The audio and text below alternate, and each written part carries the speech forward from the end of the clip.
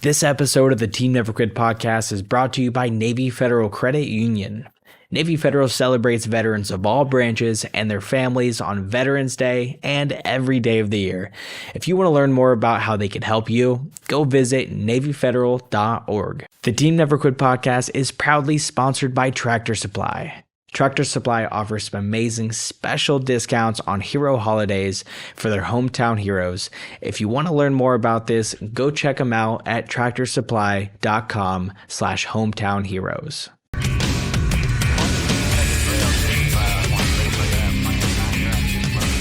Ladies and gentlemen, welcome back to another episode of the Team Never Quit podcast.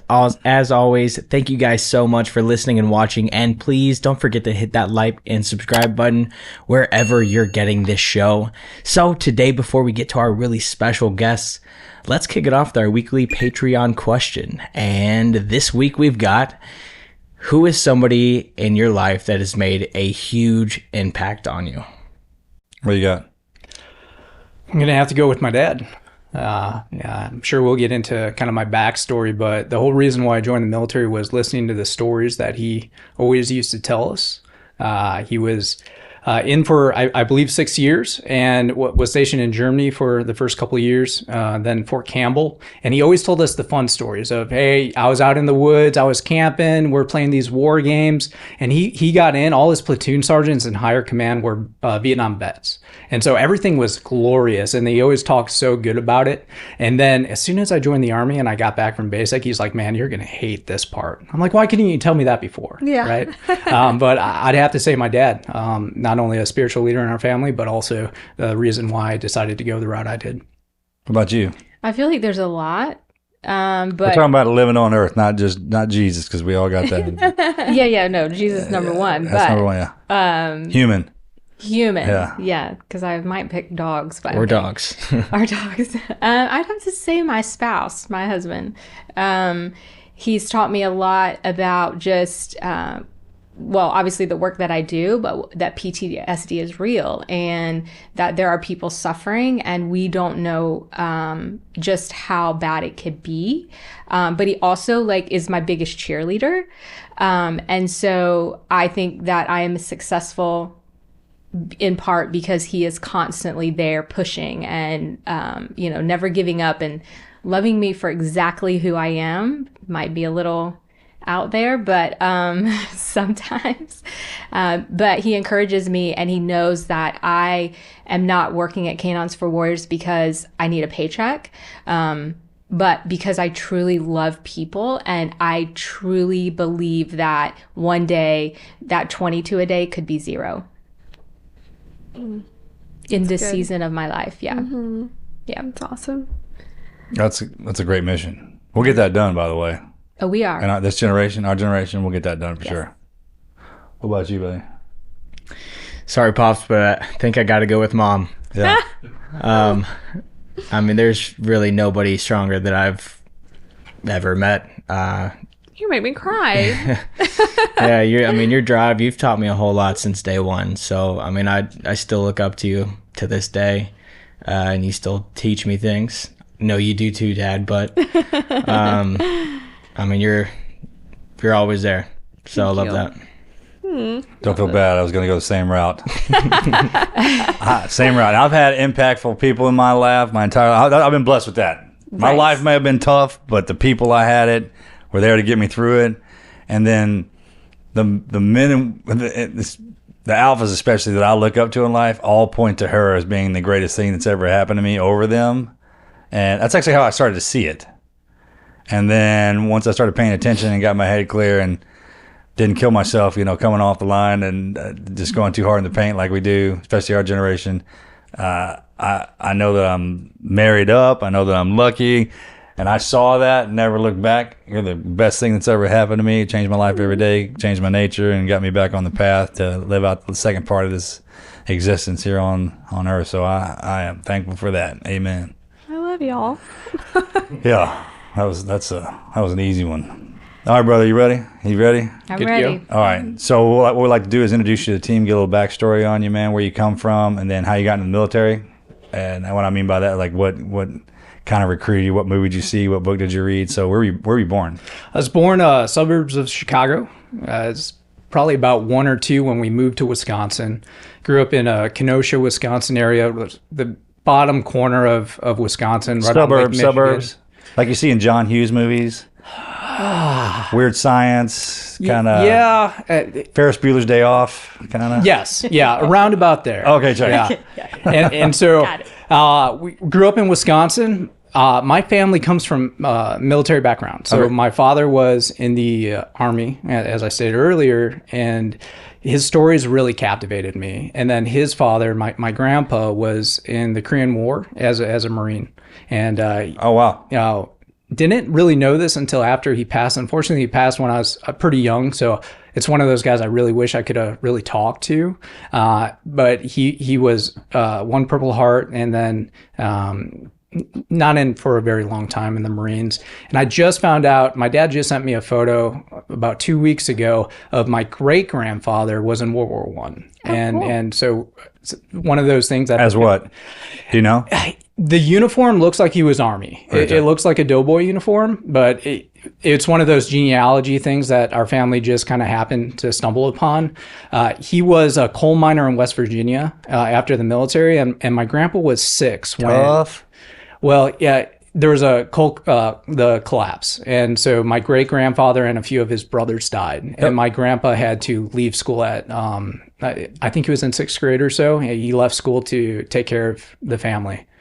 So just found that out. And then on my mom's side, my grandfather was Navy. And then my great-grandfather was in the Army Air Corps in World War II. And when the victory boats came from World War II, that side of the family came from Australia. And so on my mom's side, I'm only a 2nd-generation American. But that's the history with our service there. Those guys formed this country. Those war-fighting men like that? Yeah, absolutely.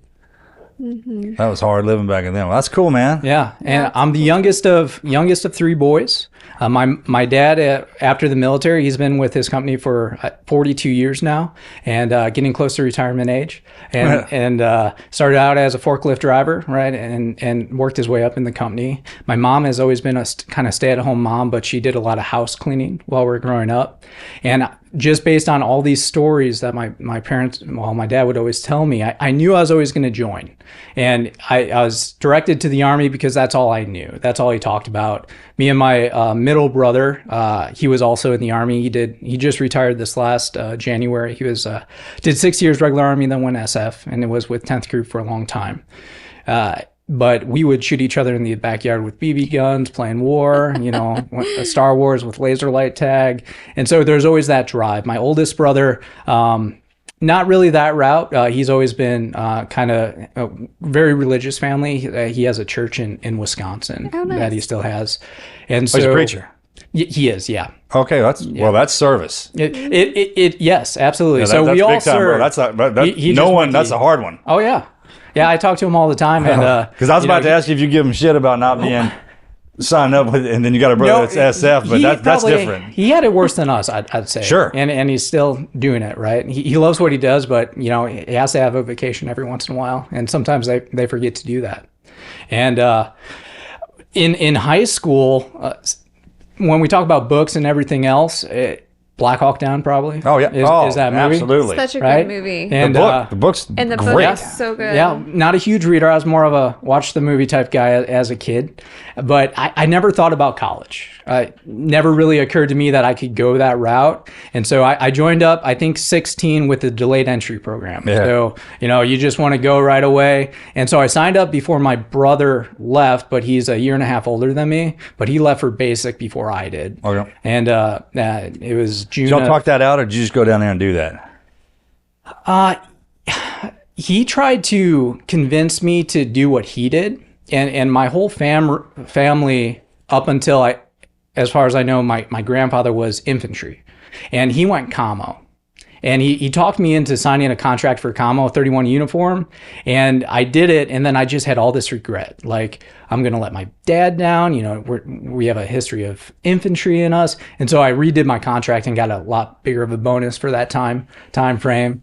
But in June of 2005, I left for Fort Benning and, did the normal basic training stuff. One thing I didn't know this at the time, but for the infantry, they call it 11X. And the first day after Shark Day, we go into our bays where our platoon is, and they're like, hey, you're 11 Charlie, you're a mortarman. And I raised my hand. I'm like, drill sergeant, I'm supposed to be just infantry. Oh man, that was a chewing out like I've never had before. But that's kind of my backstory about getting at least into the military. That's a good one. Black Hawk Down, I think, is the first military book I ever read, just because I wanted to, not because I was being forced to. I was in Buds when it came out. Yeah, it's good. It's mandatory reading. They have Okay. When you check on board, they have those mandatory reading books, and then I'll never forget. All they made us get in our uniform starched up, and they marched us down to the base theater to watch it. It was good. Yeah. Did you watch the documentary? No, we did not at first. I've seen them now, but yeah, it was the movie. Okay, yeah, I've seen the documentary in the last year, and now I want to help all of those guys. Like, I'm like, they all need dogs. Yeah. Like, Yeah. How can I get in touch with them? Like, It's funny we had all these skirmishes and battles and stuff like that. We're in a war, obviously. That's funny, the kind of the middle ground that we get caught in, especially our generation. It's like, it's not a war. It's not a war. You're fighting your ass off. Them guys got after it. yes. For sure. For sure, man. All right, so you check on board. Where's your first command? It was in Germany, part of the 1st Infantry Division. They closed it down since then, but it was Schweinfurt, Germany, kind of in the middle of Bavaria. You have fun in Germany? Coming from a religious group, I wasn't exposed to hardly anything. And I have to backtrack a little bit because I'm happily married. Me and my wife met. She'll tell you I was 12, but I'm confident I was 11 when we met, and she's like my first girlfriend. Been together ever since. Got a 7-year-old daughter and a 12-year-old son, and just having that religious background, you get to Germany and you're with like everyone else.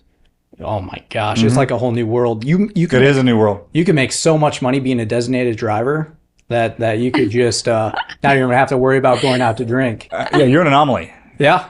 That's the hardest thing to be in the military is a non-drinker. Yeah. I mean, I don't know if they've changed it, but when we were in, that was a thing. Absolutely. And I mean, and you had to do it. You had to go online, work your ass off all day. Then you had to go hang out with the boys so they could see what you're really made of. Yeah, my squad leader used to always make me go to his house, and everyone was drinking, and I'd not drink, and they would always be like, oh, we can't trust you in combat. But we were our unit was already done with their first, which doesn't make any sense because we're not drinking in combat. How does that even work? That has no logic. I don't know.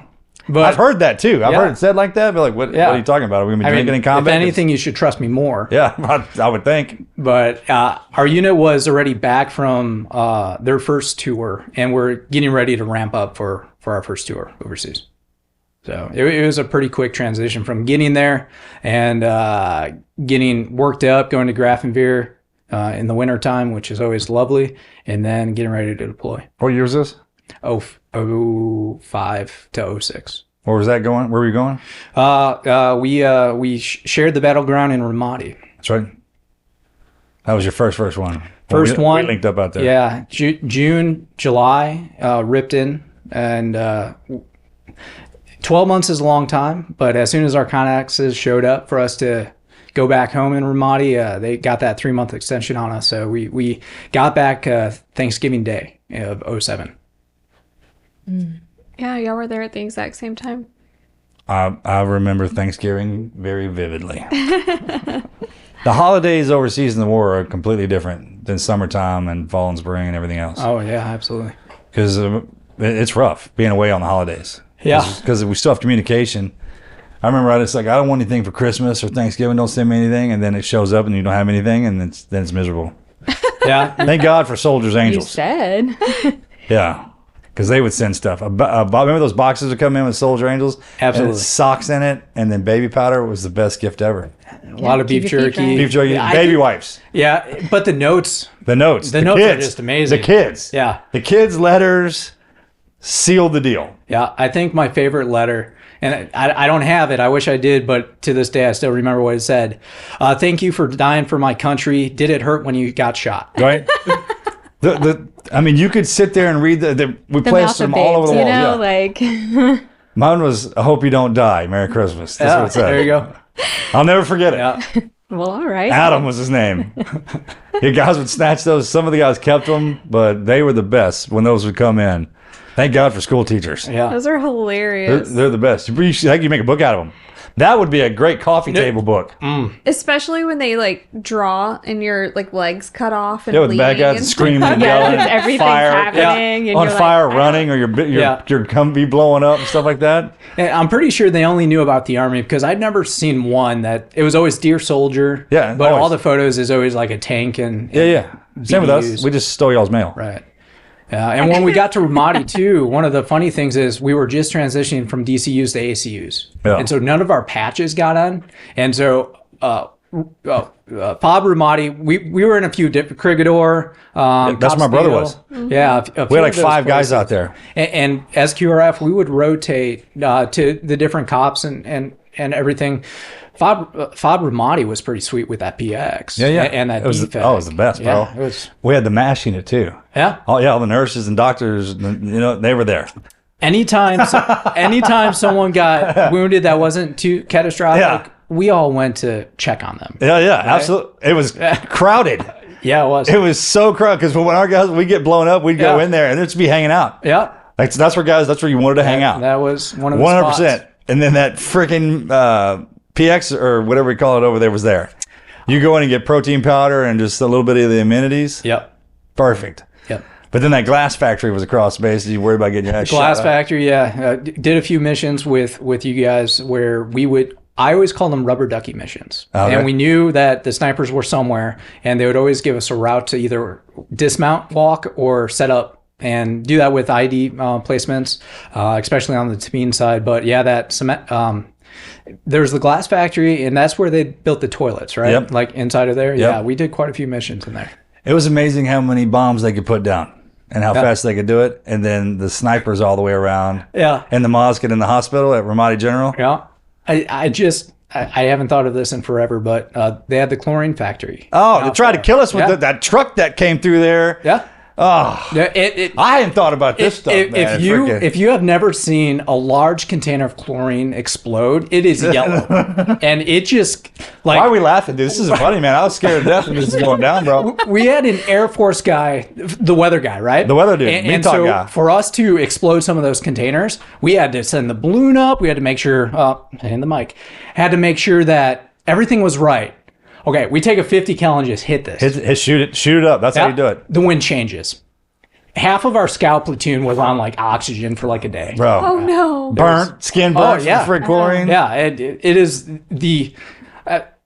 It will never compare to what relatives did in World War One, but that gas you can see coming to you, and it's like, what am I going to do?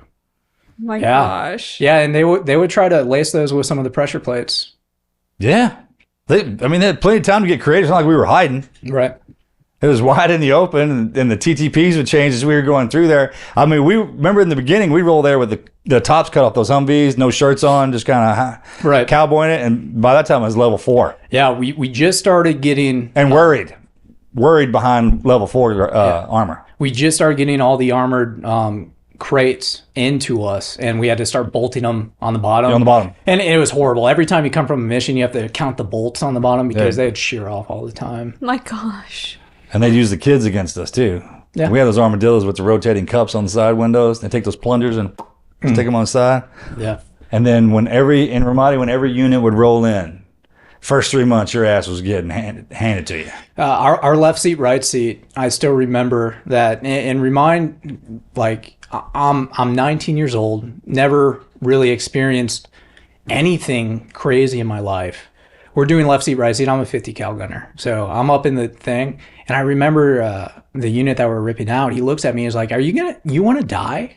I'm like, what are you talking about? He's like, get down. And I was standing straight up in that 50 cal. You Oh know, my just, gosh. just scanning everything, going right next to the white apartments. And he's Oh, like, the "Dude." white apartments. Yeah. See, we had to clean that. Yeah. Yeah. We would avoid that place like the damn plague in the beginning. Yeah. We were right there with you, clearing them all 4 or 5 stories, I think. Think of the most hardcore ghetto you could think of in the United States. That's what we were going into and dealing with that. That's where they had bunched up something out of a movie. I remember that. And God, dude, I hadn't thought about this. We run down those routes. Remember they put that piano wire under the overpasses. Yep. So you guys had to start tilting your barrels up. Not only that, we started welding the picket pounders up on top because that piano wire will destroy someone. That man, they would get so creative with killing us. Yeah. Yeah, it was back then it was $500 for a bloody American flag. Yeah. I think they could cash in on. Dude. Good times. Yeah, good times. Now right? we know why y'all have so many problems. I had 18 men with me, and 16 of them got wounded. Yeah. My point man didn't get it. I got 2 point men. One of them made it back. He died later, like a couple months later, underwater. Right. And then the other one, the day before we were coming back, got at a Hurricane Point, where the Marines were in a gunfight over there, and a freaking round came over that wall and shot him in the chest. We had so many people, and hopefully it's the right deployment, but our chaplain got hit in the foot from just a celebratory or that stray round that just happened. It was ridiculous. Yeah. There's bullets flying everywhere all the time. Yeah. All the time.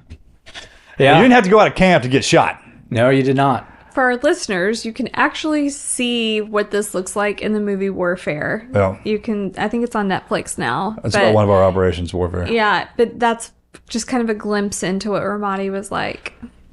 It's crazy what y'all went through. The one thing I didn't think about too, and I was thinking about everything that happened, and I was thinking about where you guys, your compound was. Were you in country still when that VBID went off underneath, I think it was MSR Michigan, like right across the river? Yeah. And that VBID was pretty close to Camp Ramadi, but it was more close to you guys, and it just shook the entire fob. Like the windows got blown out of the compound, yeah. Yeah. Absolutely. Yeah. They blew up that chlorine truck. That did that, and then that one. Yeah. We had that palace right there. Kind of, I say palace, but that haphazard. I never got to live in there, but we Blue Diamond? Yeah, right across from it. Okay. And we were in the tents next to it. Okay. Kind of deal. But it had windows. It did have windows. Yeah. And it through the that was a mass cal day. That was a pretty hectic day, just trying to get the craziest civilians in the morning. Yeah, in the mornings when we would go into the update brief, the Cub. Yep. To listen to what went down. Oh, my favorite was to listen to how many y'all shot. Okay, so check it out. We get their intel briefs too at the end of their day, what they did on their missions, and it's be something like 100,000 rounds of 5.56, 50,000 rounds of 50 cal, no casualties to report. I'm like, yeah, frick, whatever. Yeah, you got that bad. Shot that much. Yeah, you shoot that much, you can kill anybody. I'm like, all right, whatever, man. Yeah. I mean, there's a Humvee sitting on top of the house because it blew up. They blew a Humvee on top of the house during when that wedding was going down that one time. Yeah. And so we started hitting all the files. My favorite group to come out of there too was Bulldog, that tank battalion. Yep. He was an Aggie, and he's like, I'll come get you anywhere, because we would integrate through the battle spaces, but other units couldn't do that without deconfliction. Right. But I'd always call him and you guys whenever because they would come get us. So, and y'all be on the other side of it. He didn't give a damn. He's like, I'll come down there. Y'all don't call nobody. I'll be there. That was the coolest dude. I never got his real name, but if you're out there, Bulldog, I freaking remember you. Bulldog, come see us. Yeah, man. He was a badass, tall, skinny Aggie. Yeah. And just as a QRF element, we had our own little talk set up where we were at, and there's always, if we heard certain call signs, we knew, okay, we're going, we're getting into it. But it was always interesting to hear all the sit reps going on within the city and just all the ticks. Yeah, that government center. When we first got there, they would light that place up like it was Christmas every day, every other day. Did you rip out yet when the Sheik was killed with the VBID? Yeah. You're already gone? Yeah. Okay. Up in June, I think. Gotcha. May, January, February. Through the freaking holidays, January, February. It was March, April. I don't remember now. I have to look that up. Yeah. That's but the guys crazy. the guys who came, my brother and I were there together. We lived in the same tent. We just couldn't ride in the same Humvee together. Actually, matter of fact, excuse me, I can't use that word here. I pimped him out to Ramadi or Crigador. Yeah. He was in that Crigador crew. Yeah. They were hard. Sleeping in their body armor, man. It was miserable. That was one of the spots we didn't like to rotate to. No one liked going there. No. He hated me forever when I sent him there. A lot of snipers in that area. Yeah, that's exactly why we sent him there. You were in Ramadi for your birthday that year. Yeah. We wrote up an operation. My brother and I were being twins. The only time we ever missed birthdays was during the war. But on this one, we wrote up a con op so he'd come see me. So they had to saddle. They There's had a birthday cake and picture everything. of them Yeah. with their birthday cake and them standing next to each other. And that chow hall in Ramadi. Got it done. Yeah, I'm still always curious how they got during the holidays. We would get the ice sculptures and like the baking competitions. Yeah.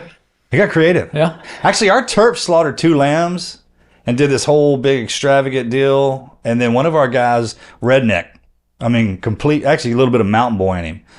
Charlie Melton, best dude ever, can make anything. And he built this smoker out of up armored plates and iron and tin and had it waiting. And then we went over to the CIA guys and got some prime rib. Yeah. Because, you know, they always had the good stuff. And you could smell that prime rib cooking through the whole camp. They had their own chefs, It was great. right? Yeah, they were great. And I can remember when we went to certain compounds within Ramadi, you try to go there for lunch. Absolutely, They 100%. were going to be eating pretty good. Great. Fridays are steak and lobster. The OGA guys had it made. I'm like, we're over here suffering eating out of those green mermaid tubs. Remember them damn things? Dude, if I ever see one of those again, Yeah. oh, it won't be too soon. They definitely have a smell to them. They do. And that after a while, that's all you can taste. That and that Special K breakfast cereal, that's all I'd hit. I mean, Now, I'm assuming you had access to a few things that we didn't, but on all my deployments, not so much Ramadi, but those mini Ripit cans, man, those were gold. oh, man. We'd trade those. Yeah. When we run into you guys, especially the Marines were great about that. I'd keep those extra cans of Copenhagen in my pocket, the silver lid ones, and you run into them, you can get a Nintendo out of that. Nice. Yeah, you know what I mean? There you go. Especially if we were on a ship and they've been stuck out there for months on end, you know, they don't care. Yeah. Because Marines suffer. I mean, we're sitting do. there with, I'd give them all of my stuff because I had 2 or 3 cases of it at the team and they didn't have nothing. And we leave them out there for freaking, I hate to say poor Marines because they don't care. You know, that's what they're made for. They're the toughest son of bitches walking around.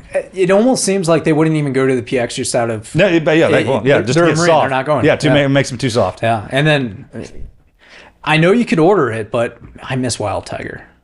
Yeah. I miss Wild Tiger. But those are the years where it's like I know I'm not going to live forever.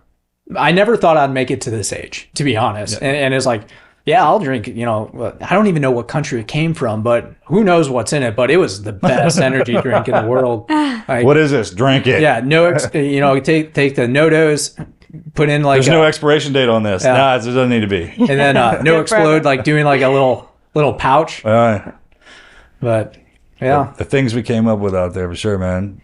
So when you got back from Ramadi, you say you had 3 more? Yeah, 3 more. Every deployment, something happened to me.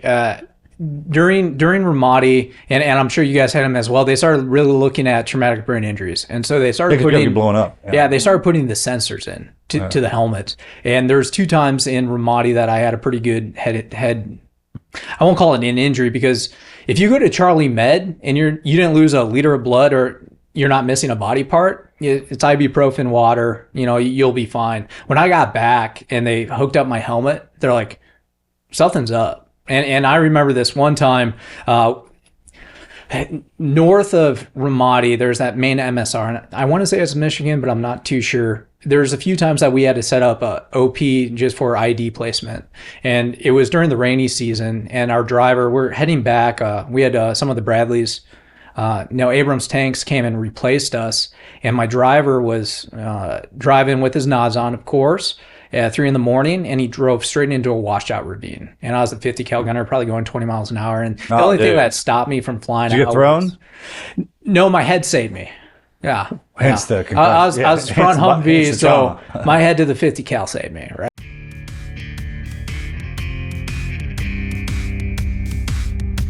Every town's got that one place where all the people just come together, where you can grab what you need, run into someone you know, or even just chatting it up with the staff before you get to checkout. For us, that's definitely Tractor Supply. That's what I love about it so much because it's more than a store, it's a community. And Tractor Supply takes that same spirit and puts it right into their Hometown Heroes program, honoring the men and women who serve, our veterans, active duty military, first responders, and the families who back them up. Once you verify your hero status through ID.me, the perks kick in automatically. You get 2% back on every purchase, free trailer rentals and same-day delivery twice a quarter. You also get 5% off coupons every quarter and special discounts on hero holidays like Veterans Day and 4th of July. I see those heroes in Tractor Supply all the time, loading feed, fixing gear, and just getting the job done. And I just love knowing that this program gives something back to them. So if you or someone you love is a hometown hero, go head on over to tractorsupply.com/hometownheroes and get signed up today. Because out here, we look after the people who look after us. Again, that's tractorsupply.com/hometownheroes.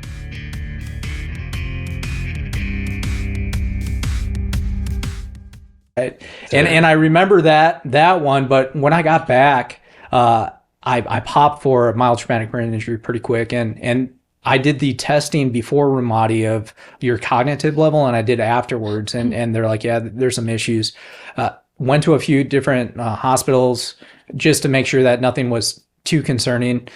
But then when the Army said they'll give you a year to get back, they give you a year. We deployed Thanksgiving Day in 2008 back to Iraq. We were it was the Diyala province, and I want to say it's east of Baghdad. So Ramadi was west, and Diyala province. I made it about 5 months into that deployment. I was Medivacked out to Germany with another head injury, traumatic brain injury, and so that one was a little rough. I was able to get on the C-130 myself. You know, it was just I was still having lingering effects from the other head injury, and there's really no.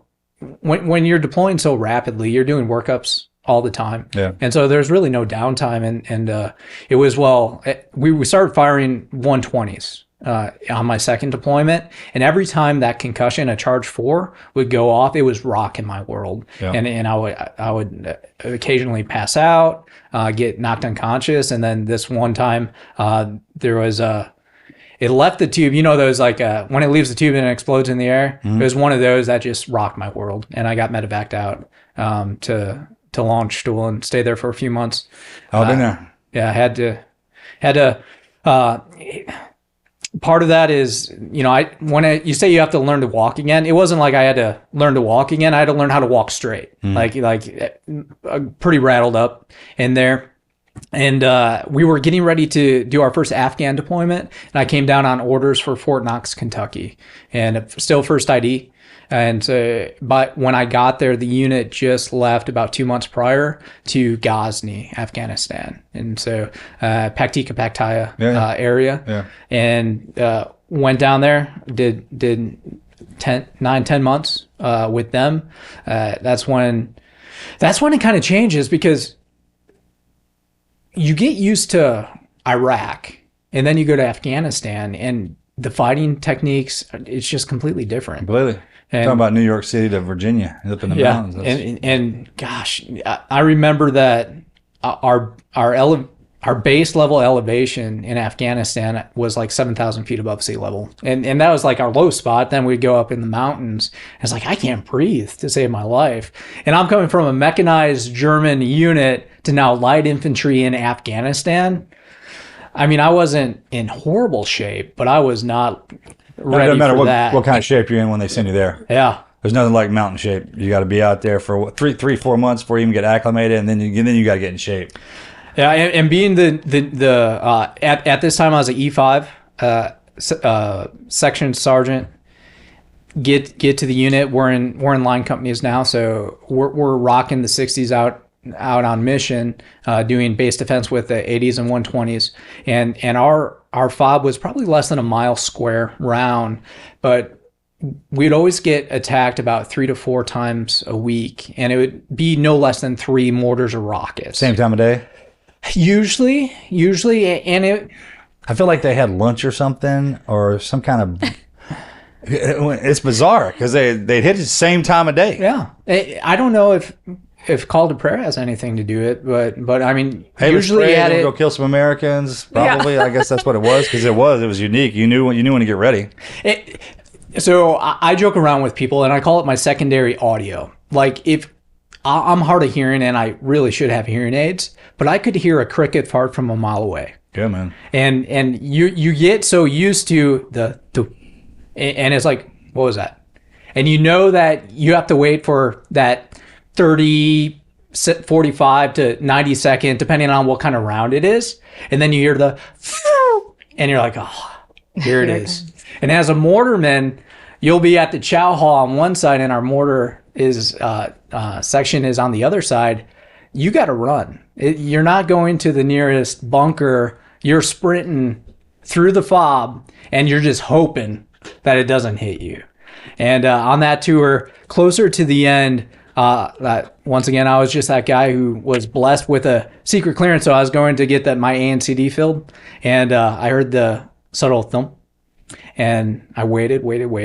Didn't hear anything. So I'm like, oh, maybe it's just me. I start walking to the talk again, and then you see the explosion.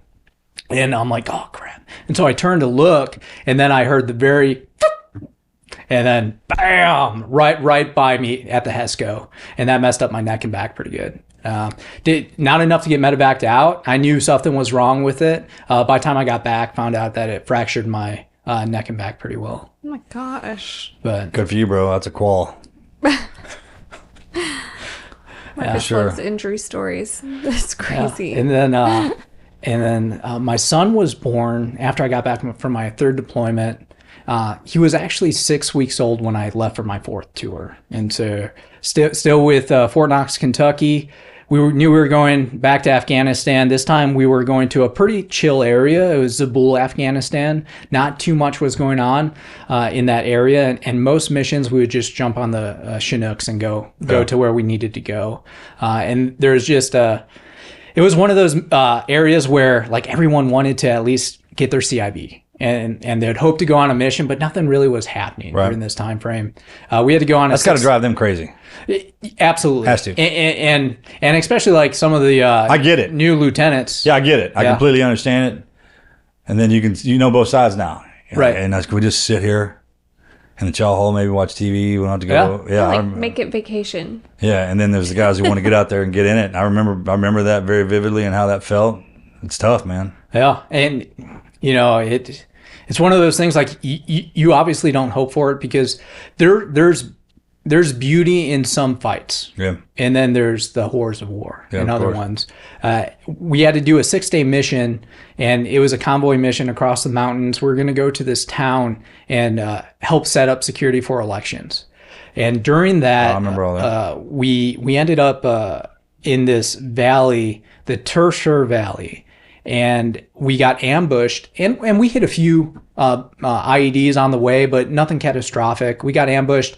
A few of our guys were injured. We lost 2 Afghan army guys, but we dropped a 500-pound bomb during that area, and it didn't detonate. And so we knew that we had to flag it, but on our way back, because we have to get to this town by this certain time, that we're going to have to get EOD to do their thing to make sure that they don't use that against us.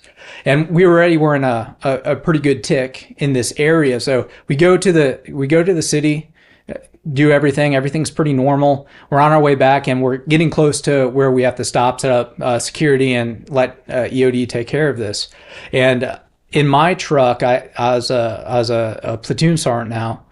In my truck, I had my mortar guys, but I had an interp, and then I want to say he was Army, but he may have been Air Force. But he had the Wolfhound, so he was like listening to all the chatter around, and we knew that we were going to get hit at some point, and it was just kind of that waiting game, and we start getting set up. I have a 60 with me, so I kick out my 2 guys to go set up the 60, and pretty close to the truck, and I still remember that I'm like, I was hungry and I was going to take the opportunity to grab some food, right? So I'm eating some chili mac, and all of a sudden, the Wolfhound guy, he's like, hey, they're about to hit us. And I start hearing the cracking, and I look at my guys by the mortar tube, and they're dancing. You could see the dirt popping up, and you take out the mortars, a 60 could do some good damage. And my guys make it back except one. He's my gunner. And it looked like he got hit, but all I saw was him fall, and he rolled underneath the MRAP. And I'm like, okay, I got to get them, obviously. And the fire was only coming from one side. My driver was able to get in, shut the door. I'm like, okay, probably one of the dumbest moves that I made in the military. I didn't think about it. I'm worried about my guy, and I know what side the fire's coming from. So I decided to drop the ramp in the MRAP. And the thing goes down quick. It doesn't come up very quick because of all that weight. And it wasn't like Saving Private Ryan, but it was close with tracers coming in the truck. And the Terp happened to be leaning forward from his seat, and I see 2 rounds go straight into his seat. And he jumps, and he's like starting to jump on the other guy in the back, the Wolfhound guy, and he's like trying to get out of that way. And I'm yelling at my driver, I'm like, get the ramp up. And you see it, it's slowly going up. I mean, whoever designed that? Yeah. And so at this time, we have a 240 on top, so I jump up there and I start suppressing where the enemy is, and I'm calling out to my guy, seeing if I could see him, because I think, well, if he's hit, he may be bleeding out. We have to get him. And there's not too many people on the ground at this point. So at some point, and I don't know if it's when I dropped my ramp or while I was in the turret, my hand started burning. And I'm like, and I thought it was hot brass that happened to get in my glove. And I look and my glove's shredded up and I'm bleeding. And at some point I took either a ricochet or something. And the adrenaline's pumping, but sometimes there's like a calm and pause in war. And I just remember thinking, I'm like, what am I doing here? Like, my son's born, I'm on my 4th tour. And something about my 4th tour is we got to choose who went to go, because we weren't taking everyone. We were starting to draw down. And one of my guys just had a baby, probably about 3 months before I did. So his little one was probably 3-4 months old, and mine was 6 weeks, but I let him stay and I decided to go. And it was one of those times where when you're married, and it's like, if something happens to me, I know she'll be fine. But as soon as I had my son, it really didn't dawn on me until like that moment. It's like, what am I doing? Like, I'm still here, right? But that didn't make me get out of the military. That's the only time I got injured. In that deployment, I was the only one actually that was wounded in the entire battalion. So that's a good story, that not a lot of guys got hurt. It was just me. But when I got back, and we're talking about, I'm only in the Army for 7 years now. I'm a platoon sergeant, 7 years, spent quite a few months in different hospitals with different injuries. And I'm like, could I just have a pause? Could I just not do something for a while? And I got back to Fort Knox, Kentucky, and they gave me drill sergeant orders for Fort Benning. Oh, cool. And how was that? I wish I knew, because you have to go through a physical and mental eval to be a drill sergeant. And I got red flagged so quick. And this was during the drawdown in 2014-15. Yeah. And they were starting to red flag people with severe PTSD and TBI and looking to transition them out. And I was just getting to my 10-year mark. They said, hey, you can't be a drill sergeant. I don't know if they were concerned about how I treat privates, or if, they just... I'm sure it's something like that. Something. But when I say it was a quick transition, within me getting back from deployment, doing my physical mental eval to being retired was 3 months. Wow. 3 months out. Yeah. Wow. Like, I didn't even want a med board, but they told me I was non-deployable. And then I started looking at other opportunities that wouldn't put me in that category, and I was out. It was quick. But they did medically retire you? They did. And one of the things that I struggled with for a while is I didn't get 100%. And to me, it was, did I really deserve it? I know guys that obviously didn't make it back, and some guys that just got torn up. And I'm like, do I really, is it worth fighting for? And last year I just got 100%. Oh, you got it? Yeah, Good I did for get you. it. Good. And it was a struggle for me, but then, sometimes you meet people and it's like, oh, I'm 100%, and they were in Kuwait and stuff like that. Yeah. So Don't let that burn you up. Don't let it get pissed. Yeah. That'll piss you off. but I get it. I didn't want to get out of the Army. I planned to be a 20-year guy. I was in the process of going to school to be a psychologist, and I wanted to go green to gold to be a psychologist in the Army, because one of the things that made me really mad about the military is when I was Donkey Island. So one of my core memories during a firefight, 3-day engagement, I know that your element was a part of that, is watching two people that die, and I still smell the grass and the soil and the dampness of the Euphrates River. And when I was sharing this story with a psychologist that's he either was in the military or is hired from the military, they couldn't relate. There's everything they're saying is textbook answers, and it would just make me so mad. Like here I am, my brain isn't developed till 21, right? And my brain's not even fully developed. I just went through 16 months of nightmares, and you're telling me a textbook answer. So I really wanted to be a psychologist, but when I got retired, I didn't even finish up my associates yet, and I'm like, well, this ain't gonna work, right? And so I changed my career to business, and I only had 1 week off from retirement until I started working, and I went in the aerospace industry. Oh, wow. Yeah. What'd you do there? So in the aerospace industry, I worked for a company that did contracts with Boeing, Airbus, SpaceX. There was a lot of contracts, but that was my focus on. It wasn't the doors, was it? No. Okay, just no. But we kept all records of everything that we made. But what we did there is, like SpaceX, we did all their aluminum inner circles, and it was aluminum aerospace manufacturing facility. And one of the things that I've done, and I think it started with Ramadi, and a lot of the, I'd assume the Green Berets, the SEALs, they started doing like Six Sigma training with some of the people to really do a lot of data analysis and stuff like that. So my focus and my skill sets in like continuous improvement and always knowing that we can make it a little bit better incrementally. And so in the aerospace industry, I led teams, and I also taught that. And during COVID, aerospace wasn't doing so hot, and being the youngest of three, when I left for Fort Benning for basic, my parents moved to Georgia. And I always knew eventually I'd probably get back to Georgia. During COVID, it was a good time to transition, because I left from the military and I was in Iowa. I was in Iowa for 7 years with the aerospace.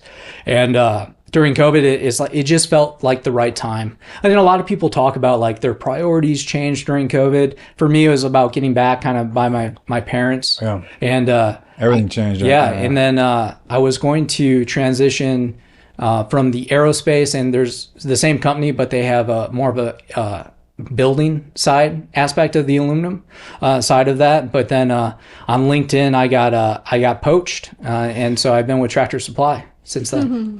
That's how that happened. It did, yeah. And how you liking that? Tractor Supply is. Let's talk them up. Yeah. If you're going to transition from the military, I think there's some things that you just is grounded in you, core beliefs, values, and everything like that. Even with other companies that I worked for, everyone has a mission statement. Everyone has missions and values. But as soon as you start working there, it's like, do you really follow those? And Tractor Supply, one of the things that brought me to it is the core missions and values. And just like in the Army, loyalty, duty, respect, and all that, the Tractor Supply has that as well. And one of the things that drew me to Tractor Supply too is I love it when someone tells me I can't do something, because I'm going to prove you wrong. I have to prove you wrong. Yeah. Right. So when I got poached for Tractor Supply, it was for a job, a certain job within the supply chain, and I interviewed for it, and they didn't pick me. And so a few months later, they offered me a lower position, and I snatched it up right away, because I'm like, I'm going to prove you guys wrong, right? And with that too, I do love the company. It's one of those things that a lot of people from the military is actually part of Tractor Supply. So just veterans alone in Tractor Supply, 10% of all people that work for Tractor Supply are veterans. Oh, wow. Which is it speaks volume. Yeah, that's a great. lot of our leadership, and my direct leadership is retired Army, West Point, Special Forces, stuff like that too. And I think a lot of things that draw people to Tractor Supply is not only do they have mission statements and they talk about it, and we have our own Veterans Challenge coin and things like that, but this was the first company that actually told me, hey, go home and spend time with your family. In the aerospace industry, it was like, give me more, give me more, give me more. Yeah. During the height of some of the stuff we're doing, it wouldn't be uncommon to work, that 80, 90 hours a week, just kind of killing yourself. And then when you have a boss that says, hey, I kind of see you a little too much, why don't you go home and call it quits for the day or something like that, you found a good spot. Yeah. Well, they got everything in there too. Like farmers. They Walmart. do. Now, Farmers Walmart. do you remember the first time you went to Tractor Supply? Of course. I should have a job there. Yeah. I spend more time in that sucker than I do here sometimes. Yeah, so- I'll just walk around, which is horrible, right? For guys, when you go into a hardware store, electronics, it's just kind of something, the smell as soon as you walk in there, and then the store's separated for everything that you need. It's a one-stop shop. Yeah, I was 22 the first time I went to Tractor Supply, and I remember I was stationed in Fort Knox, Kentucky, and we had to pick up dog food. And 60% of what we sell is, that the pet food, the dog food, the cat food, There's and everything a huge else. selection. Most people think that Tractor Supply wouldn't have that. It does. It has almost all of them in there. Yeah, The good ones. You could buy beef jerky and a duck the same day. Same aisle, probably. Yeah. Yeah. But you should get the Purina PTSD awareness dog food bag. I'm just saying. In Tractor Supply. Yeah. So let's hear a little bit, because y'all are both representing Tractor Supply today. Tractor Supply does a Hometown Heroes thing. Yeah. Very proud of that. This is one of those things that just talks about our core beliefs in supporting the veterans. And another big thing is you see companies that say, our veterans are veterans, but then what actions do they take? So the Hometown Heroes is definitely something that we're very proud of. It's part of our Neighbors Club. So our Neighbors Club is more of that, when you go to the store, you could get those discounts, but our Hometown Heroes is inside of that.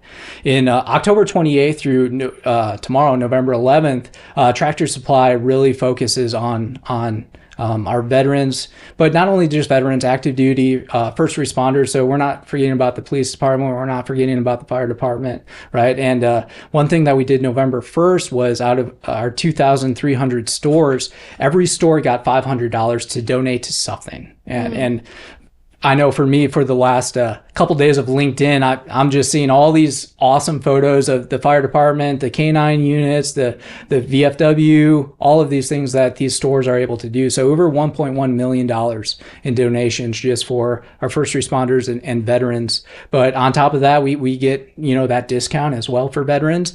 And then we partner with 10 organizations and donate $1 million. And our Canine for Warriors is part of that $100,000 donation because we love what they do. That's awesome. It's one of those moments that, all things work together for his good. I was sharing that with them earlier.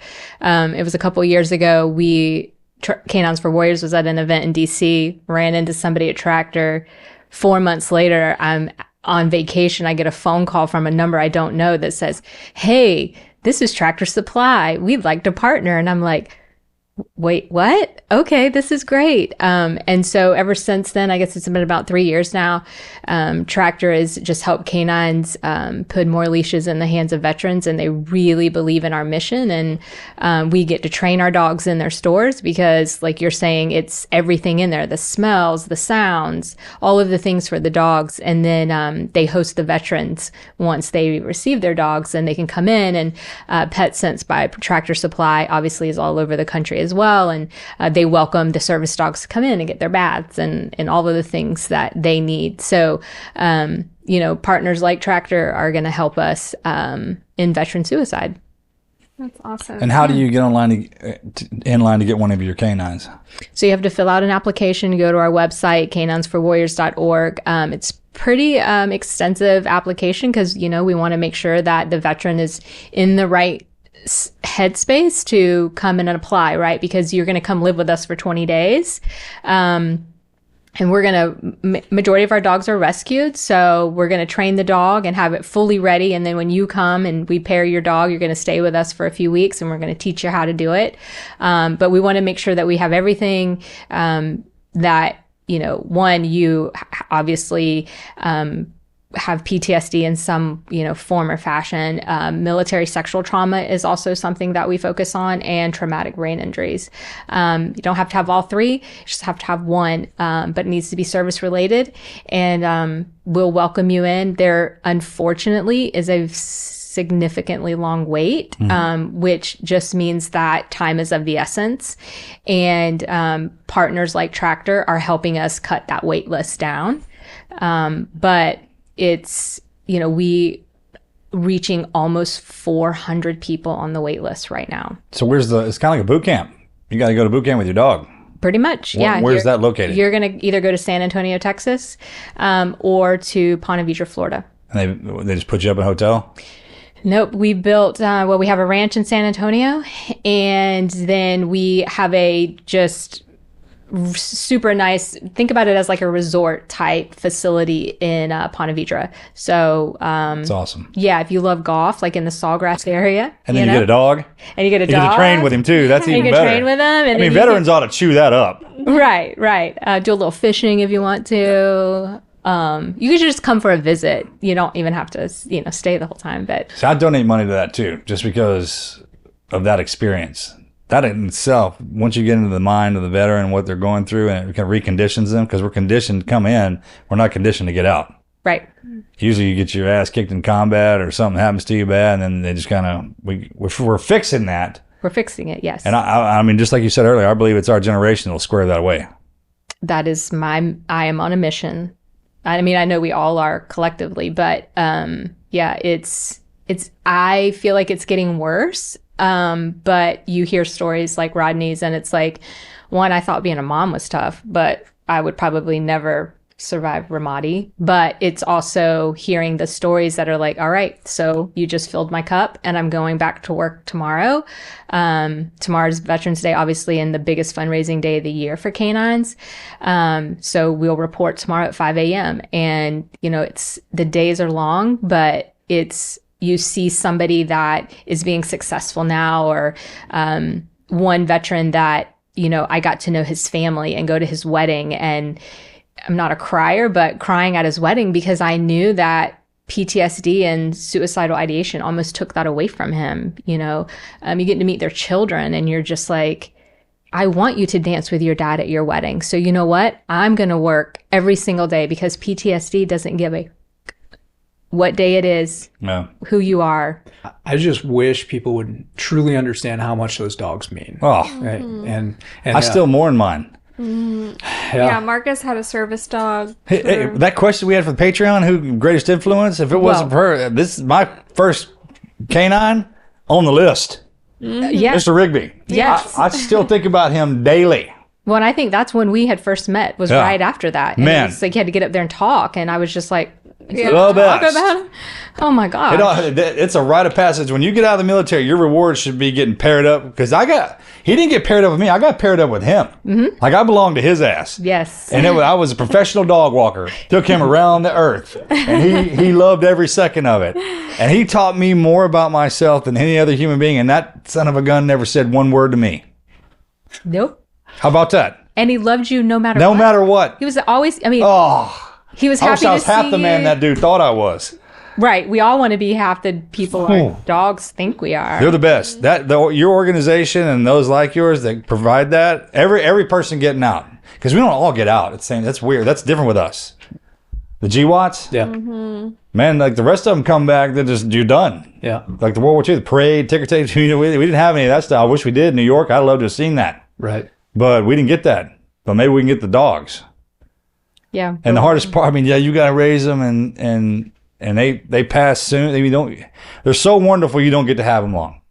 Right. You wish you could have them forever. Yeah, that's how you know something's wonderful down here on Earth, because you won't get you can't have it long.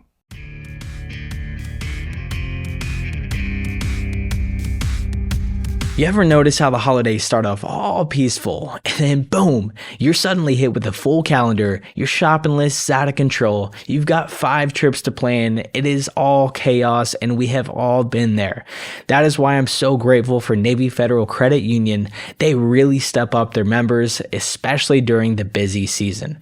Whether you're active duty, a veteran, or just part of a military family, you can become a member and get exclusive access and benefits, including their cash rewards and cash rewards plus cards. Right now, if you spend $2,500 in your first 90 days, you can earn a $250 cash bonus. That adds up real quick at the holiday expenses. Gifts, flights, decorations, you name it. Plus, you can earn up to 2% unlimited cash back on every single purchase. And one thing I have always appreciated is Navy Federal has a real 24/7 member service. No robots, no runaround, just helpful people when you need them. Join now at NavyFederal.org and take a little pressure off this holiday season. Navy Federal Credit Union, our members are the mission. Navy Federal is federally insured by the NCUA. Cashback terms and conditions apply. Visit NavyFederal.org/cash. So I have a service dog, Bailey. That's my last name too. Can't forget it, Bailey. And for me, that's her name, Bailey. Yeah, yeah. And half of it's a joke because of my brain injury that I won't forget that one. But I found out I'm allergic to dogs, and so I'm on year 3 of allergy shots. So I have a Good for you, bro. Way to put out. I have a very hypoallergenic dog. I'm sorry, it's not funny, but that's funny, man. Yeah. Did they know that when they brought you, or did you find that out when y'all got paired up? No. So I moved to Georgia to go work for Tractor Supply, and I'm not gonna lie to you. I thought for the first couple months I was dying of something. Now I visited Georgia, but not for long. That'd be like a couple days to visit the parents. But when I moved down here, I didn't know I was allergic to everything. And so I had to go, the area that we live now is booming, like it's growing. And it took me like 6 months just to get to an allergist. And they did a 72 prick panel on my back of all Georgia. I'm allergic to 69 of them. Oh my God. To include dogs, right? But nothing really triggered it. Like year 3 of allergy shots, I feel so much better than I did because I knew I was dying from something. I just didn't know what it was. And so I was planning to get a dog, and then I found out I'm allergic to dogs. So what we did is we got a hypoallergenic dog, and we're doing like training with that dog. But my concerning thing is that I think I'm more of her service human, and she is my service dog because she has allergies and anxiety like worse than I do. Yeah, like she's a hot mess. Oh like, my gosh. That's hilarious. And my issue is, I was joking with my wife yesterday because she had to help me out. Like my anxiety, like I can't be alone. Like I just can't. I can. That sounds weird, but I can be alone. But I just forget to eat. I forget to do all this stuff. Then I don't take my meds at the right time. Then all of a sudden I feel so crazy. Flying, driving anxiety, just being alone. Right. My biggest fear is not being able to breathe. I mean, a SEAL guy, right? Job, bro. So, funny story. So I wanted to get over my fear of not being able to breathe. So I decided to go scuba diving. Yeah. That's how you do that. The worst panic attack I ever had, 30 feet underwater. You're in a pool or you're out in the big blue? Oh, I did it the right way. Went on a cruise and they give you that 15-minute certification and then drop you in the middle of the ocean. Yeah, it's good for you. Oh my God. Like, it was, hook it up, bro. Way to go. I will never try it again. And I did not even last that 30-minute swim. As soon as I hit the bottom and they took one photo of me, I did the sign. No, I don't think. Is this okay or is this okay? This is going up and this is okay. Okay. Yeah, I think I did this one with the panic face when I meant to do that one, but I barely made it to the top. And I was vomiting all over the place. Whatever you need me to do, I have to go. Yeah. But anyway, so getting rid, that's my biggest fear. But my other fear is not being able to breathe. And of course, allergies, throat, everything else, throat. And that triggers it. Our pastor says this funny phrase, and I adopted it, and I give him credit if he ever watches this. But if my wife ever leaves me, I'm going with her. Wherever she goes, I'm going with her because I would be a wreck without her. Because I know you're leaving. What time we going? Yeah, I mean, Yeah. just check on me every once in a while. But she had to tell me, she's like, what did you eat yesterday? I'm like, I had 2 bottles of water, a few crackers, and a half beef stick. She's like, yeah, eat. I'm like, my gosh. makes sense. Because you're a big guy. Yeah. I used to be bigger back when. What's terrifying? I know. I remember all. Yeah, man. Like, so this one time, the wife called, fourth tour, I called the wife, and this time I'm missing my family because I have my son. And so I promised, I told her that I'm only going to call you once a week.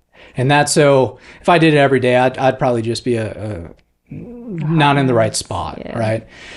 And I remember calling her, and she's like complaining about her day, and then she's like, but you're at war, you know, so I'll stop complaining. I'm thinking about my last 24 hours. I'm like, I ate at the DFAC like 5 times. Yeah. Creatine, protein, vitamin, all this stuff. I was in the gym for like 3 hours. And when we're doing air assaults, like you don't have to worry about cardio, right? No, So we're just in the gym getting huge. I think I got out at, I was like 235 with like 8-9% body fat. Yeah. I was a pretty big guy. One of my EOD guys was throwing up over 500 pounds. He got so big when we were there, he couldn't touch his arms together, which is a problem because he couldn't cut wires. Like a little T-Rex. Yeah. And I'll never forget, I come walking out with gear on. I was like, what happened to you? Because we'd have competitions against, all you do is work out and sleep and eat and period and fight. And that's intermittent. I mean, Ramadi was pretty constant, but then it was hard to matter. get to the gym there. Yeah. Oh my gosh. That's hilarious. Most of those guys from World War II, when you see them, they are lean, mean, fighting machines. Yeah. I mean, thin. Ours look like He-Man figures. And G.I. Joe, we look completely different than every other warfighter. I think the Ghazni deployment, when we were high up in elevation, I remember getting back and I could run like a 5-minute mile. How about that? Yeah, you could breathe like so well, but like everyone was just like cut up because like you're in that elevation. But that was when everyone started CrossFit, but then SEAL fit, right? Do CrossFit, but add like 3-mile run in there. Yeah. And so we were doing that all the time. I mean, a perfect scenario workout was take your ass to the mountains, the workout over the summer. Go up. Yeah. And a gym up there, and when you can't believe what that do to you. Do the Murph. You could tell where guys were stationed. You can tell who guys who had been overseas on deployment, who weren't, who were in garrison, who were mountain boys, and who were city guys. You could just see them by the way they walked and dressed and the mask they carried. Yeah, my first platoon when I was back at a private, everyone was from Arkansas, I think. They all wanted the shotgun to go out on mission. Yeah. And in Ramadi, it made sense because they would use those homing pigeons as a signal. Yeah. And so we'd have to go on top and kill them. The country boys are great for that. And we have bows and arrows out. We took our bows and arrows. Nice. Yeah. We have 4 of our country boys took their bows. Yeah. And then just pop in the locks to do just door to door. Yeah. We got issued those. Well, cool, man. What else? I don't know. So what is there a tractor supply in like how many are there? Because I feel like they're everywhere. They are growing. So we are averaging probably about 1 to 2 stores a week right now. Dude, that's a lot. Yeah, it is a lot. We're building our 11th distribution center right now in Idaho. And if you think about a distribution center, that's going to service roughly 230 to 270 stores. And because we need our 11th, obviously we're growing. Our one that we just built just a few years ago, we're already needing to build that other one. So 2,300 stores is what we did for the Hometown Heroes with the sponsorship. And one thing too, when we're talking about like team never quit and never quit too, and I think it's embedded with Tractor as well, is a lot of the stuff is transferable from the military days to the corporate world as well. I know that like one thing that made me successful in the military, because I was able to climb the ranks rather quickly. I think I was 26 as a platoon sergeant, and that just sounds crazy. I remember when I got out and I was leading, 50, 60-year-old people in the manufacturing world. And I'm like, in military days, like age, that sounds old, but for these guys, they're like, you're a kid. I still hear that from time to time. Oh, you're just a kid, right? I'm like, oh God, I don't feel like a kid. Like my body hurts. But I think with that too is like making, like I have a squad leader book for the people that I'm responsible for, and I do that type of thing. But the biggest thing is that Tractor Supply, especially when you're in Tractor Supply, we have general managers who have their own building, right? That'd be like a director level. They started as a team member. And there is so much growth that you're able to do within Tractor Supply. Tuition reimbursement, it's not for leaders, it's for anyone. And even if you're doing it to one day open up a nail salon, if that's going to make you successful, we want to be a part of that. Tractor wants to be a part of that. And it's not just like, oh, sign this and if you decide to leave, you have to pay this back. No, Tractor wants you to be successful. Hopefully that's within Tractor Supply. And that's one of the things with me too, is that the only things that's going to stop you is you. That's right. And one thing that, so I've been in school forever. And it's one of those things like I didn't know you could go to school. So right now I am in my 8th, 9th year in school. I'm working on finishing my doctorate. Nice. And the whole reason why I'm doing that is someone told me I couldn't. And I just want to prove them wrong. And it's one of those things that sometimes you're dealt with cards. But you're writing the book of your life. Now, when the chapter needs to be closed, you could open up that next chapter. But you have to go through seasons. You have to go through certain seasons. Sometimes you can't rush things. But the thing that I love with Tractor Supply is that if our team members can move up to having their own building, if I've seen leaders that just surpassed me and have moved up, you want to work for a company that's like that. You want to be a part of something that is wanting you to succeed and wanting you to become better, and at least giving you the tools that if you don't succeed within Tractor, you decide Tractor's not right for you, you could still give accolades to Tractor Supply later on and be like, they really helped support me. Yeah. Yeah. It's a great company to work for. Yeah. As an outsider, though, we're support partners, but you see it, right? And we go to events and we work together a lot. They are not all words, it's actions, right? They welcome you in and they're like, how can we help? We want to better serve. What can we do more? They're on their 3rd dog. I mean, they're making sure that they're sponsoring dogs. They're raising awareness. So it's almost like, well, can I work for Tractor? Yeah. But I mean, I got a mission at hand, but maybe one day. And how do people find you and follow you? So ours is through just social media, our website, things like that. So my job though is to make sure that we can provide all the services for free. So I oversee the education, right? Like to make sure we're educating the public, that we're raising the funds so that veterans do not have to have any burden. You just get the courage to ask for help. K9s is going to fully embrace you and take care of you until you basically divorce us and you say, I don't want your help anymore.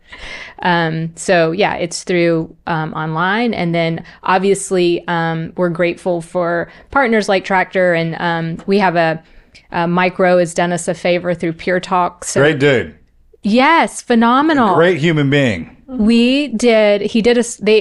Pure Talk did a donation, and we were like, yeah, this is great. And then it was like, well, can we come visit? Sure. Can we get some content? Sure. Like, who doesn't love dogs? And then literally 2 days later, I keep getting all these notifications, and I'm like, what is this? Well, every 15 minutes, this commercial is running. Thankful for Micro and Pure Talk. And now K9s is everywhere. He'll get you somewhere. Yes. And you get his voice. When that sucker goes out, anywhere you're at and you hear him come on the TV, radio, or anything like that, you'll listen. He's like an Oprah. Yes. We were talking about that this morning at breakfast, and I'm so grateful. I just hope that if just one veteran goes and looks us up and fills out an application or asks for help, then it was successful, But a little bit of it is, that's a lot of people, a lot of eyeballs, a lot of recognition, which we're grateful for. But can we continue to withhold the standard and deliver the product at the best quality? Because we worry about, again, veterans don't have time to wait. So it's kind of like you got to find that balance of thank you, please spread the word, but also I've got to go I have to get dogs, and I have to have the manpower to serve. Oh, they will. Hurry up and wait's kind of our mantra. We learn how to do that real well, especially if we know there's something on the other end of it. That's right. Most of the time that the bad stuff happens to them is because there's an emptiness. There's a void. It goes dark. There's no hope in anything else. Just a letter saying they're in line for it, well, it changes things. Yep. And we're checking in, every 30 days. Yeah, there's that. It's like... And that's what happens too. No one even checking in on them. Right. They're like, well, nobody's ever called me this much. And then we're like, well, are we annoying you? You know what? You just like my text. You don't even have to respond. Look, lady, okay, it's getting it's getting awkward. They'll do that too. For sure. So if someone wants to get a job at Tractor or get into the world, what do they need to do that? Yeah, we're always hiring at Tractor Supply. That's one of the great things about So just Tractor go to the store, or do you have to go online? The website, online. Right. Now, when you think about Tractor Supply, everyone thinks the store, which obviously that's what we're known for. But there's so many jobs within Tractor Supply. It's not that like, oh, I'm interested in Tractor Supply, so I have to go work in a store. People like me in the supply chain world, we're worried about the logistics of everything else, and we have everything else at our headquarters. We call the SSC in Brentwood. But visit us at Tractor Supply, having a company that you firmly believe in makes it a joy to go to work every day. It sounds right? like an amazing company. I mean, to be able to just say that they'll pay for your reimburse your tuition, that's huge. Most people go to the military for that. Yeah, absolutely. And we try to be a part of the community. That's a big thing too. And at our local place in Georgia, we try to look at who can we help support and what's that impact on the community. That's why we shop there, because they give back to our community. They do stuff with our first responders and our people. That's why we go there. Yeah, absolutely. To give back to them. That's the thing about small towns. It's always fun when the K9 unit shows up, at the distribution center or something like that, and we get to say, hey, and that sort of thing. I think a lot of consumers and people in general, like they know, like I'm going to buy something that I need, but I'm also going to help people. Like you can't get a better deal than that, right? And with K9s, you get to rescue a dog and a veteran and go to your local Tractor and buy something. And so now that's a 3, So Marcus has a he has this gift he gets everyone, and he can get it at Tractor Supply. Yeah, I was telling them about it. Oh, did you tell him about it? Well, say it on. Yeah, so if you got a buddy, no, because I'm gonna give my husband that for Christmas. Okay. Oh, well, come I'm on. just kidding. You can. You should. Yeah. Yeah, so if you have somebody who's impossible to shop for, you walk into one of the aisles, you find the toolbox, grab the red toolbox, and take the hammer, the WD-40, and the duct tape, and you put it in there and just give that to them. Because you can either smash something with it, tape it up, or you can lube it up. If you want to get really high speed with it, throw a pair of pliers in there. But really all you need are those 3 things, and just give it to them. And they'll look at you kind of funny the first time you do it, but trust me. Everybody needs that. They'll use I get phone calls and text messages like, you know what? That thing you gave me has paid off. It's the best gift I've actually ever gotten. Yes. Someone taught me that. They gave me that piece of advice. What he said to me, he's like, I know it seems like it's like they'll have all these, just trust me. Tell them to put it in the house, in the toolbox of your truck, under the seat when your daughter gets her new car or something like that. Yeah. It works. So if you're running out of ideas, it's not that expensive. I'm gonna add a flashlight to it. Yeah. Like I said, you can put some unique things to it in there, the screwdriver or something, but just do those 3. Yeah, that's my parents at Christmas. We're all grown, obviously. And we're like, we just want your little tote. So my parents all year, they buy totes. There's 5 kids.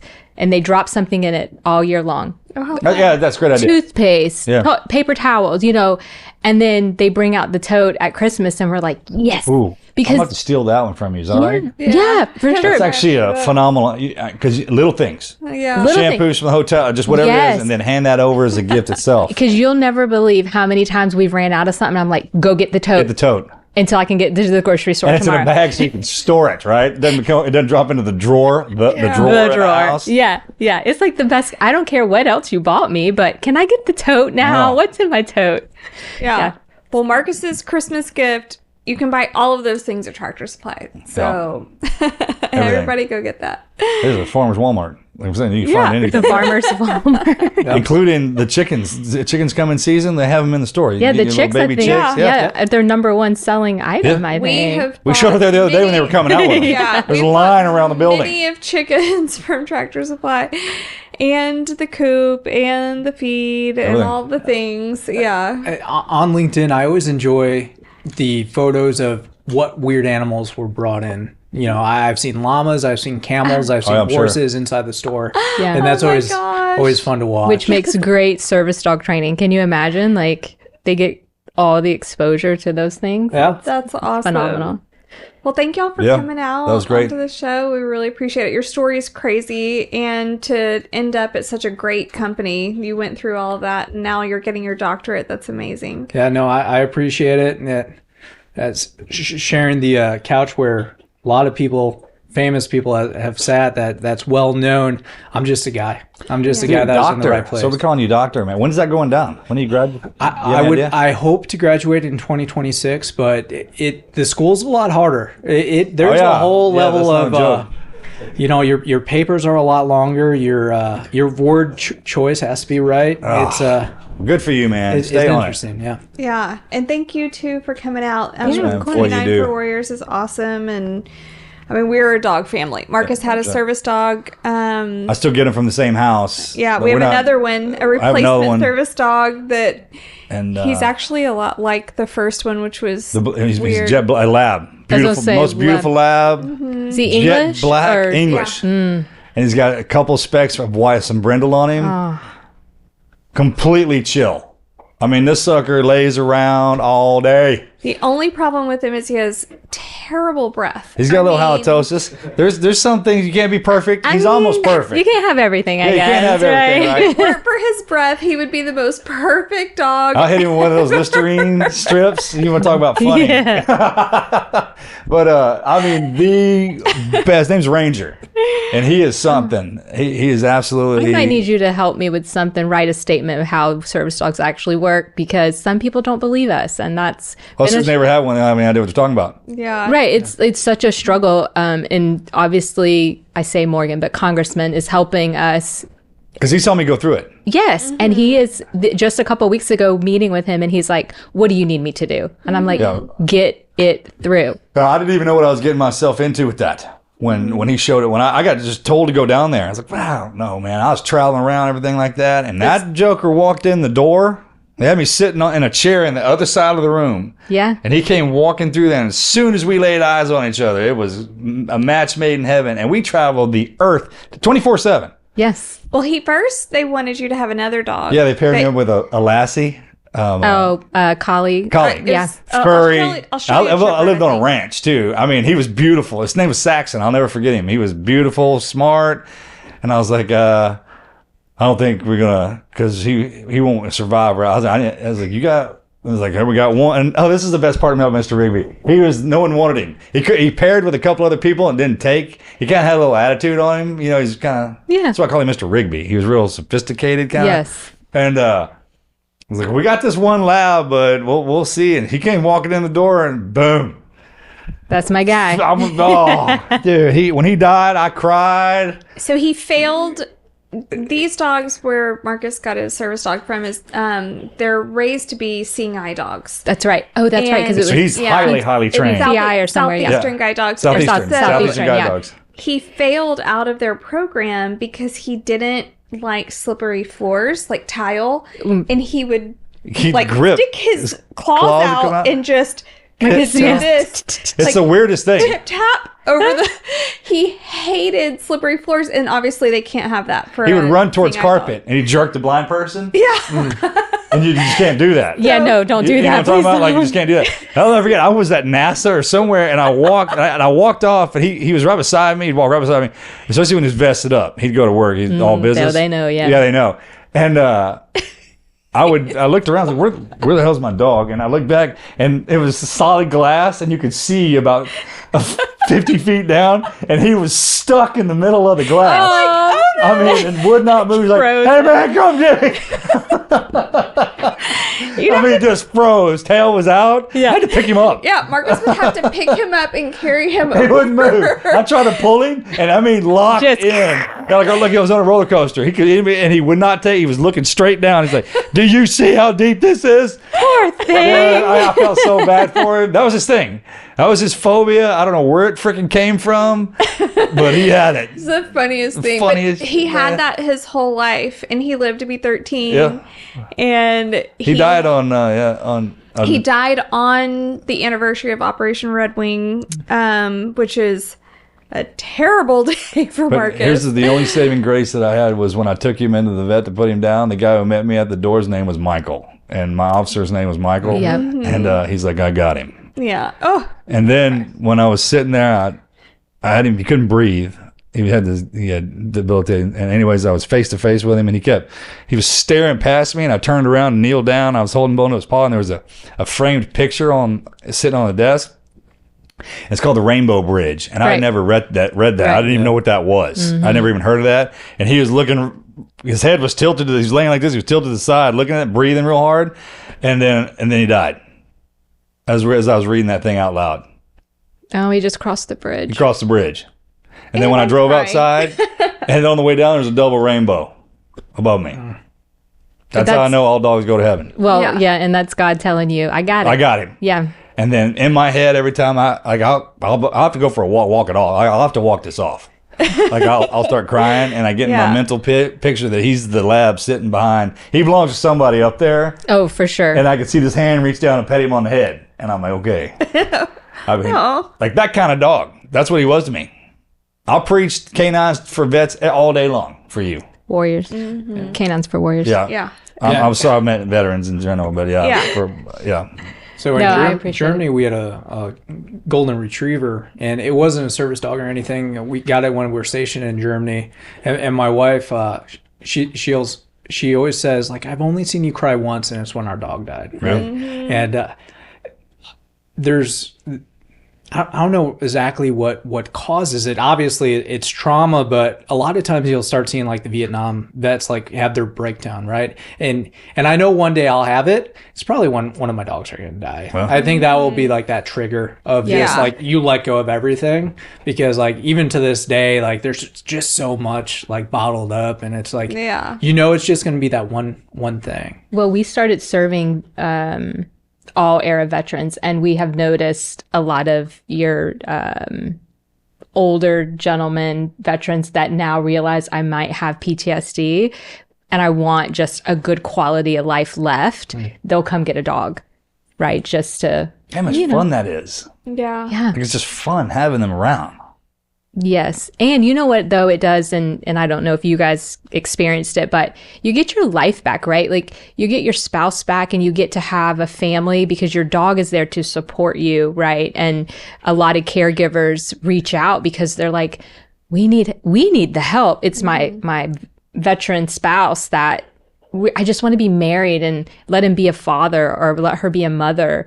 And so the dogs are coming in and basically saving the entire family, right? Like it's a full circle thing. The dogs are wonderful. We don't deserve them, honestly. Yeah. Rigby, when I got pregnant, Rigby like became my dog. He would always sleep. Like, what are you doing over there? Yeah, he would always sleep on his side, and then when I got pregnant, he just started sleeping on my side. Yeah, and then up through the whole pregnancy, and then he started sleeping by the babies. Like he slept with Hunter if we weren't home. Like don't tell me I heard him growl too. Yeah, it was just they just know. Yeah, it's really incredible. Well, thank y'all for everything y'all are doing. We appreciate y'all. Yeah, no, thank you. We will plug whatever in the YouTube and.